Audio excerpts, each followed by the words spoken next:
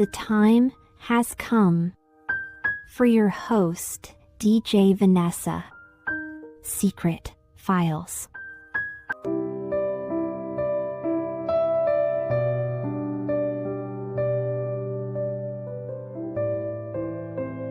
Missing someone you truly love is not a justification for flirting with someone else.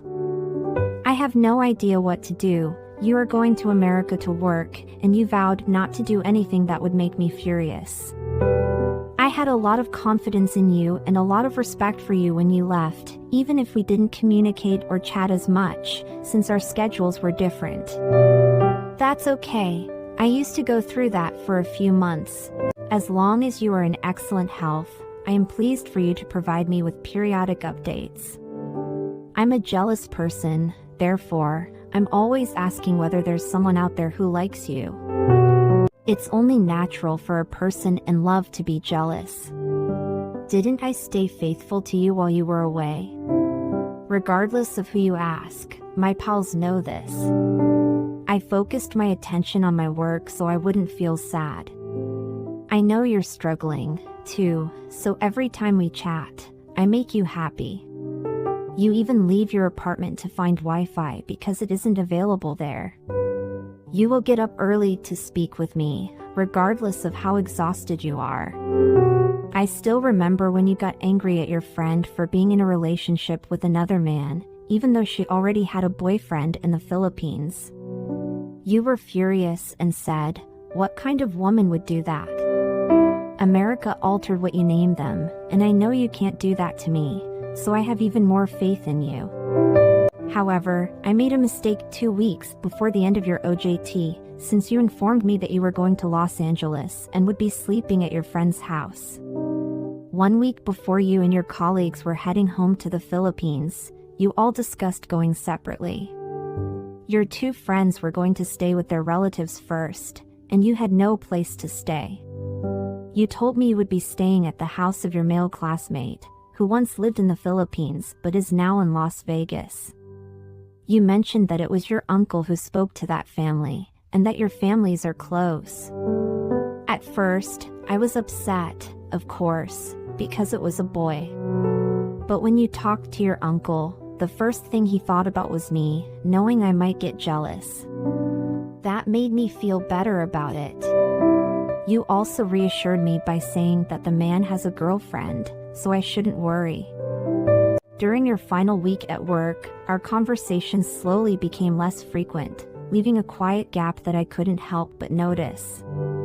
I know you're always busy, but I'm asking for just a little time to talk before you head to Los Angeles. I can't bring myself to accept not talking to you, no matter how hectic things get. I come home early just to have a chance to talk to you, and even when it rains, I wait as long as I can just to catch you online. I also often stay up, not because of the assignment, but to wait for you to get online, although I haven't chatted with you yet. Now that you've arrived in Los Angeles, I know you'll have access to Wi-Fi wherever you stay. Of course, I was overjoyed since we'd get a chance to converse there, but I was mistaken again. You've been busy traveling, which is okay with me because it's your ambition to travel to another country. Sometimes I catch you online, but you always say you're sleepy and heading to bed. You're gradually becoming chilly towards me, and I'm beginning to worry if you're keeping anything from me. I attempted to open your Facebook, but then, about a week ago, you changed your password, and it left me feeling even more surprised and anxious. I tried to video call you, but you were always busy and tired. I wanted to talk to you before you went to Las Vegas, but by the time we were finally about to talk, you had already been picked up. You messaged me to let me know you had already arrived in Las Vegas. I asked if you had your own room, and you said you did. I reminded you to always lock the door and to never let a man into your room, wanting to ensure your safety as a woman. But suddenly, the man responded, cursing at me and insisting he wouldn't do what I was implying, explaining that he was gay. I was confused, but my temper quickly took over. Why was he holding your phone in the first place? And why was he the one responding to messages? After that, she didn't reply at all. She avoided speaking to me for several days.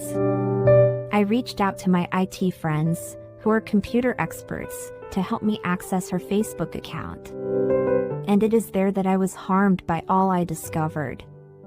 It has been a while since you two spoke on Messenger.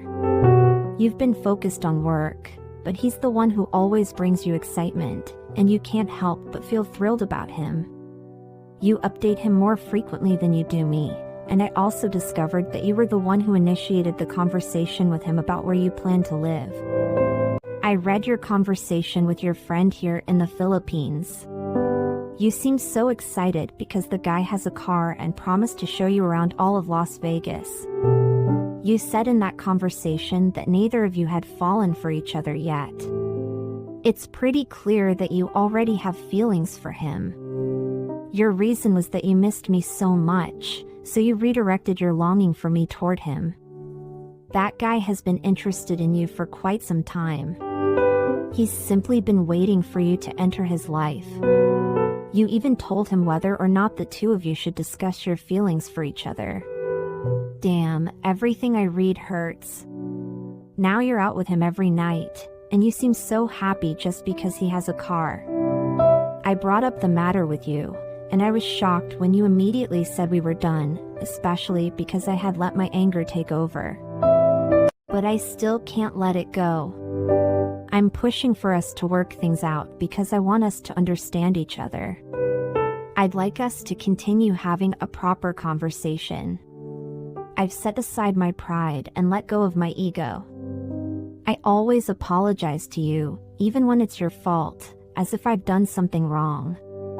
You're so angry with your friend because she entered a relationship with someone else, even though she's in a relationship with someone in the Philippines. But you're even worse than your friend. You know that the immense impact you've had on my life has affected everything, including my studies. I can't concentrate on anything anymore. I'm frequently absent, and I can't even complete my homework because of you. Every time I think about what you're doing to me, my paper is soaked with tears. I hope you find happiness in the days ahead. I hope you realize that, despite all the pain you've caused me, I still love you deeply. I've given up on constantly trying to persuade you and asking for your forgiveness. I know I don't lack your presence, maybe I just loved you too much.